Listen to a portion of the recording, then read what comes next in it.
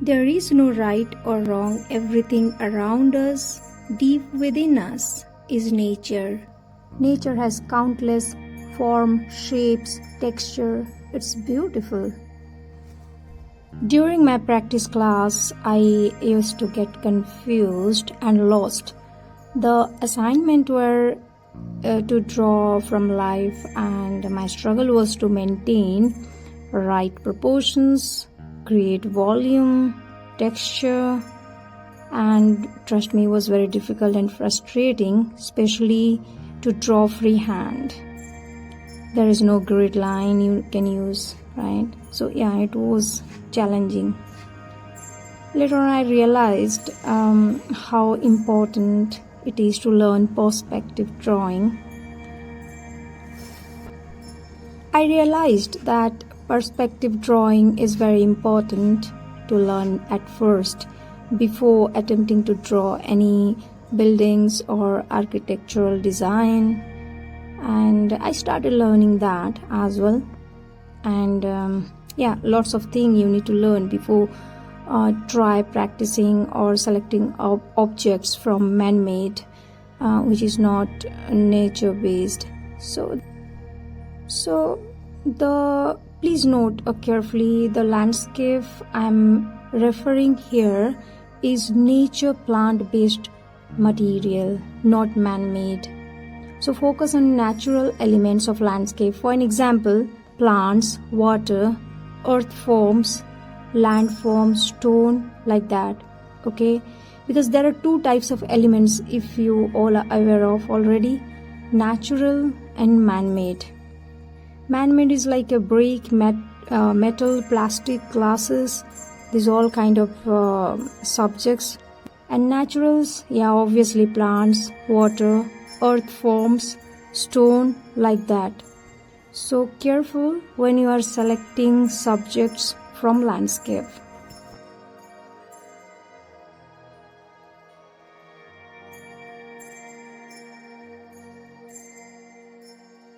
Human forms, again, another subject that needs correct alignment, proportions in every aspect. You need to understand head form from all the perspective. You need to place planes correctly from different views, along with light and shadow tones. And this is another one reason I prefer to start my drawing practicing from landscape, not the example human form. It's not the right example. If you are just a beginner and trying to practice drawing different forms, it's very difficult to start with.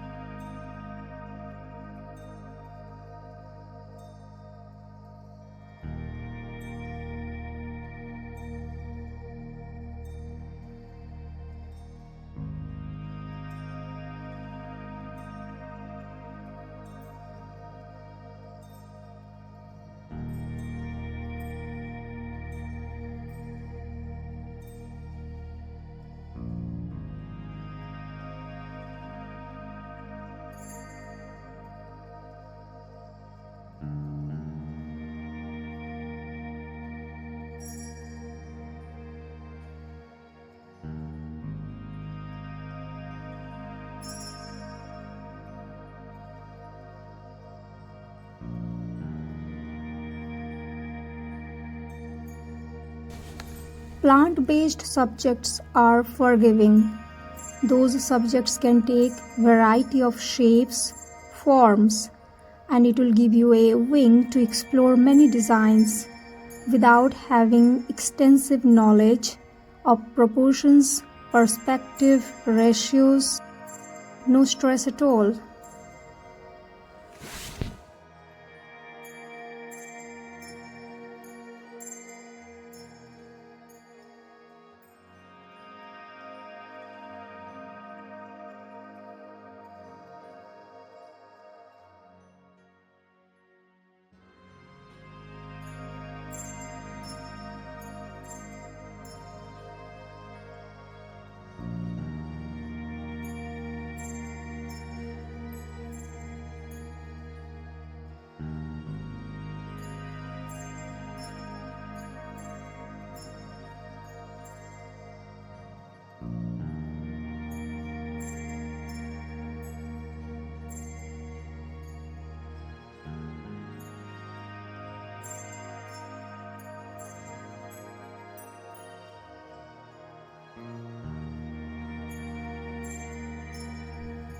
Simple and effective stroke for any drawing is a line stroke, which consists of slightly wandering lines along the height of trunk, which create a feel of bark grooves like texture and with roundness of tree trunk. Okay, so just avoid using straight simple lines at this stage, and focus only to apply wandering lines in the direction of trunk edge. Okay, so just remember these all points. Line types that we will learn here is wandering lines, or also we call it a bark stroke, and it's like just a short and long choppy line type.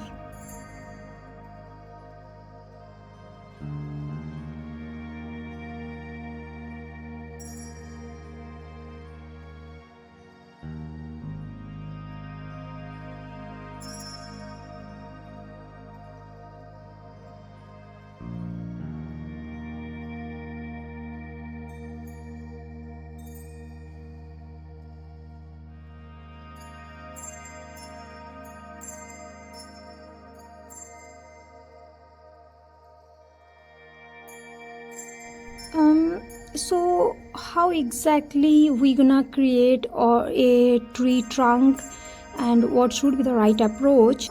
You can use counter to design it, like what exact texture you are looking for, or give it a more feel of subject as tree by applying many shapes or counter design. Okay, you can use short and long choppy lines to shade it.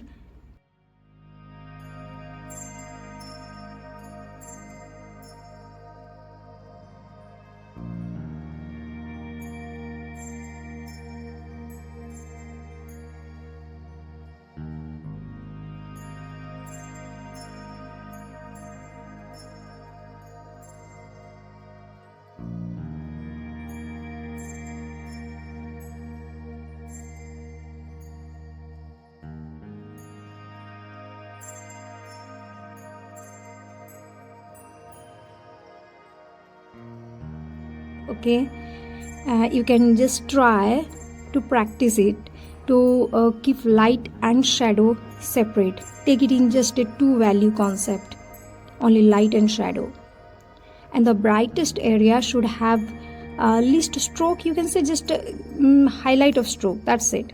And while more stroke if you are applying, means that should used for only darker area, that will represent the darkest area or shadow area. Why I'm emphasizing these all the points is like this will help you to create a density or a right tone in the area, and bringing out perception of volume. So this is important, right? Same principle we're gonna apply to trunks. So just take it in this way. We have four types of area in any surface. First we're gonna represent it as a shadow line, then half tone, which is in between light and shadow. Another one is your light area, and the highlight one.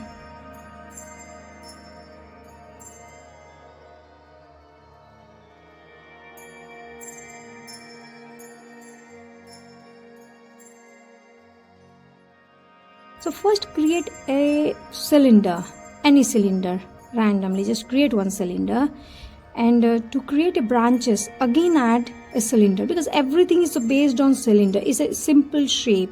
Take in that manner, and you can create trunk, tree trunk. Slowly you can understand and see just by adding few lines suggesting bark groups and effective feel of texture bark to those trees, we can successfully bring out the roundness of the trunk. That's interesting. But before applying that bark stroke in any drawing, or for in our case is a tree trunk, so we need to take a decision like why we are applying this bark stroke in this area or in this particular area of the trunk, whether it's a shadow line, whether it's a middle line, or whether it's the area where facing directly to the light. To represent the edge of the trunk, we need to apply very small lines, small wavy kind of lines. Here you can see it. It's very small. But in the middle part, you can just apply the little longer line, same wandering longer line, okay? And the area that is facing directly to the light source, that's kind of very light. Little mark of lines is also fine. You don't have to put much line effect in that particular area. So these are the decisions you need to make carefully. Okay, so please note to add tapered crevices and edge irregularities. Okay, add tapered dark to edges to indicate the edge roughness. That's very interesting. You can add it. So let's just finalize our concept here of finishing trunk roughness by using tapered dark marks, okay, the way I'm showing it here, which will gonna give it a trunk more believable look. Okay, and also we can consider adding grasses might be in the ground, so it will create like a grasses and the trunk all comes together. It will give better look. Yeah, that depends on your choice if you want to.